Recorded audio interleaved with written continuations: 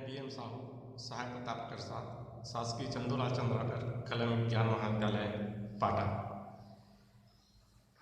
MA 4th semester paper 4 economics of social sector unit 2 का अध्याय development and environment के संदर्भ में आप लोगों को जानकारी देना चाहता हूँ। जैसे कि टॉपिक से ही स्पष्ट है कि आर्थिक विकास और पर्यावरण में क्या संबंध है।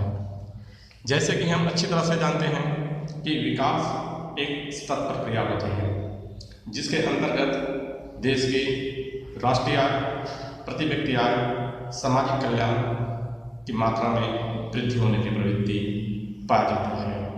साथ ही साथ पूंजी निर्माण की दर, आय की असमानता, गरीबी में कमी, बेरोजगारी में कमी यह विकास का द्योतक होता है।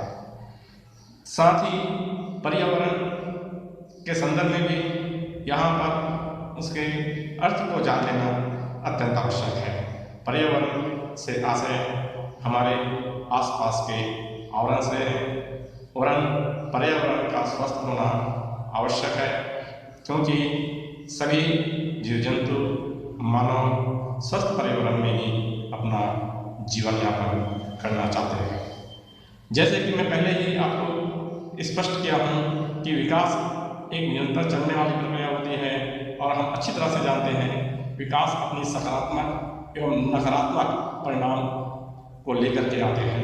जब उत्पादन में वृद्धि होती है, लाभ, राष्ट्रीय आय में वृद्धि के लिए आर्थिक प्रक्रियाओं का क्रियान्वयन किया जाता है तो निश्चय ही यह विकास कहलाता है। इसके साथ ही पर्यावरण का ख्याल रखना पड़ता है। अगर बिना पर्यावरण की परवाह किए विकास किया जाता है तो अर्थव्यवस्था में इसका नकारात्मक प्रभाव हमें देखने को मिलता है, जिससे उस स्थान पर रहने वाले निवासियों, अन्य जीव जंतुओं के लिए हानिकारक प्रभाव देखने को मिलेगा। पर्यावरण और आर्थिक विकास एक दूसरे से परस्पर जुड़े हुए हैं। वहीं दूसरी तरफ देश के आर्थिक तरक्की भी पर्यावरण को प्रभावित करती है।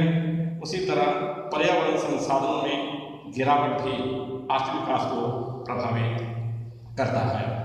ऐसे कई पर्यावरण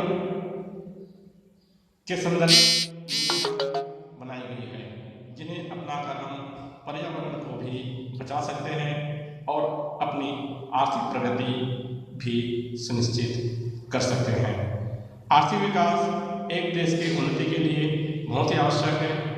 एक देश तभी विकसित माना जाता है जब वह अपने नागरिकों को पर्याप्त मात्रा में रोजगार प्रदान कर सके, जिससे वहाँ के निवासियों गरीबी से छुटकारा पाकर एक अच्छा जीवन व्यतीत कर सकें। इस तरह का विकास आय की असमानता को कम कर सकता है। एक देश जिसकी आर्थिक तरक्की होती है, निश्चय ही उस राष्ट्र को राजस्व उतनी ही अधिक प्राप्त होता है। सरकार उसका उपयोग करके देश के आर्थिक विकास, सामाजिक संरचना एवं पर्यावरण को सुदृढ़ कर सकता है। पर्यावरण एक देश के आर्थिक विकास में महत्वपूर्ण भूमिका निभाता है। किसी भी देश के विकास का एक बड़ा हिस्सा विभिन्न क्षेत्रों में उत्पादन से जुड़ा होता है। प्राकृतिक संसाधन जैसे पानी, भूमि, ईंधन, वन उत्पादन क्षेत्र का एक महत्वपूर्ण साधन होता है। हालांकि उत्पादन के परिणाम स्वरूप पर्यावरण प्रदूषण की समस्या होती है और हम अच्छी तरह से जानते हैं कि इन संसाधनों का अधिक इस्तेमाल की वजह से पर्यावरण संसाधनों की कमी भी समस्या उत्पन्न करती है।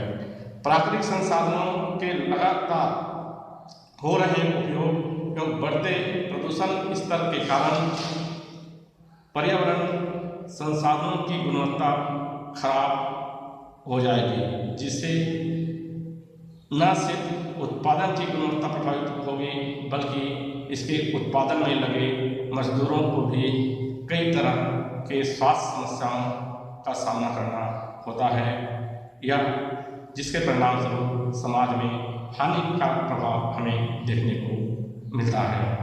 हमारी आर्थिक क्रियाएं साधनों के उपयोग पर निर्भर है और प्राकृतिक संसाधनों का दुरुपयोग, अत्यधिक उपयोग भविष्य के लिए समस्याएं पैदा करता है, और इस तरह से आर्थिक विकास के कारण से पर्यावरण पर जो प्रभाव जो पड़ता है, जिसके कारण से पर्यावरण प्रदूषित होता है, उसे हम विभिन्न पॉइंट के माध्यम से हम स्पष्ट कर सकते हैं। जैसे जनसंख्या वृद्धि। तीव्र गति से जनसंख्या वृद्धि पर्यावरणीय अपकर्षण का एक प्रमुख कारण माना जाता है।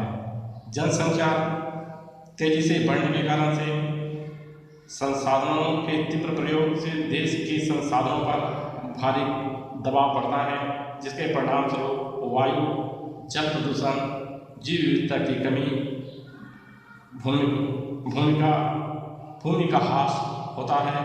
तीव्र जनसंख्या वृद्धि संसाधनों को समाप्त कर देती है तथा सतत विकास के लिए खतरा उत्पन्न करती है, और इस प्रकार से पर्यावरण प्रदूषित होता है।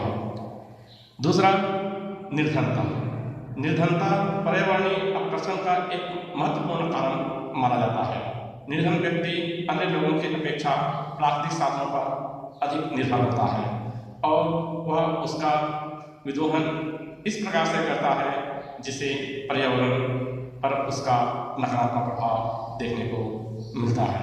क्योंकि गरीब व्यक्ति जंगलों से वनों की कटाई अपनी जीविका के लिए करते हैं। प्राकृतिक संसाधनों को अप्रत्यक्ष रूप से क्षति पहुंचाता है, जिसके परिणाम स्वरूप भविष्य में पर्यावरण प्रदूषित होने लगता है। भूमिह्रास भी पर्यावरण अपकर्षण का एक महत्वपूर्ण कारण है, क्योंकि जहाँ पौधों के पोषक पैदा होते हैं, जिसमें पौधों के उपयोग के लिए जल भी रहता है, लापरवाही से की गई मनुष्य की क्रियाओं से भूमि थोड़े से समय में नष्ट हो सकती है। वनों की कटाई, अति कृषि, खनन क्रियाओं, भवन, सड़कों का निर्माण आदि के कारण से भूमि का ह्रास होता है, जिसके परिणाम स्वरूप पर्यावरण प्रदूषित होता है। वनस्पति आवरण का ह्रास भी पर्यावरण अपकर्षण का एक प्रमुख कारण माना जाता है। मनुष्य की क्रियाओं के द्वारा संसार के बहुत बड़े भाग का वास्तविक आवरण बदल रहा है। मूल पौधों अपनी प्राकृतिक अवस्था में कुछ ही क्षेत्र में पाए जाते हैं। वनों की कटाई से अनेक प्रजाति के पौधे विलुप्त हो रही है। वनस्पति के विनाश से प्राकृतिक संसाधन अस्त व्यस्त होती जाती है, और पर्यावरण अपकर्षण अर्थव्यवस्था में या देश में देखने को मिलता है। उसी तरह नेक्स्ट टाइम वन जीव का ह्रास। International union of conservation of natural resources के अनुसार पक्षियों, स्तनधारियों की 1000 प्रजाति समाप्त होने के कगार पर है। वे प्राकृतिक आपदाओं, जलवायु परिवर्तन, प्राकृतिक आवास के विनाश के कारण लुप्त हो रही है। इसका मुख्य कारण मनुष्य है, जो प्रत्यक्ष या अप्रत्यक्ष रूप से उसकी संख्या को प्रभावित कर रहा है। जैसे हाथी दांत का व्यापार, हिरण का खाल, शेर की दांत, सर्प का विष निकालने के लिए लोग जीव जंतु को नुकसान पहुंचाता है। निश्चय ही वह पर्यावरण प्रदूषण के लिए एक कारण माना जाता है।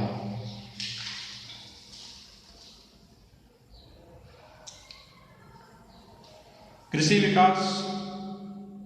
अल्पविकसित देशों में कृषि विकास पर्यावरणीय अपकर्षण का एक प्रमुख कारण माना जाता है। गहरी खेती, उर्वरकों का अधिक प्रयोग, कीटनाशक का अत्यधिक प्रयोग भूमि एवं जल प्रदूषण का एक प्रमुख कारण रहता है। नेक्स्ट, औद्योगिकरण। तीव्र औद्योगिकरण भी पर्यावरण